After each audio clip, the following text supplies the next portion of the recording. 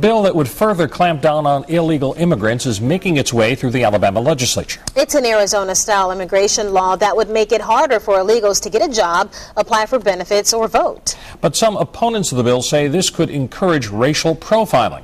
Fox 10 News reporter John Rogers joins us now in the studio with more on this. John?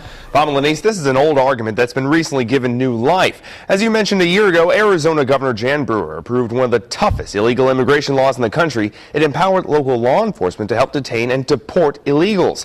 Other states are considering similar measures. And back in November, the Republican Party made some big gains in state legislatures across America, so the issue has been pushed back into the limelight.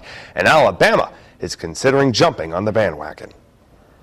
Theodore, Alabama is a long way from the Mexican border, but it was here that border agents stood watch, looking for illegal immigrants. This is video shot in 2006, and sure enough, border agents detained some illegal immigrants looking for work in the area.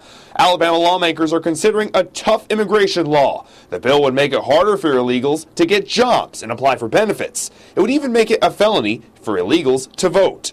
Put a stop to it, really. Need to enforce the laws that we have. The bill would allow local police to administer the law. It'd be much better for the federal government to take care of it. Since they're not, the state needs to take it up. But some say the tougher laws are unfair. They're working, so let them work. You know, they got a family to take care of too. Last week, 200 protesters rallied outside the Alabama State House. One man carried a sign in Spanish that read, "We are workers, not criminals." Another person's sign said, "We are all immigrants." Advocates say this law can unfairly target the Hispanic community. But the language of the bill gives explicit instructions as to how law enforcement can crack down on illegals. Some have no problem with immigrants in this country just as long as they've earned their keep. One man is competing against companies that hire illegals.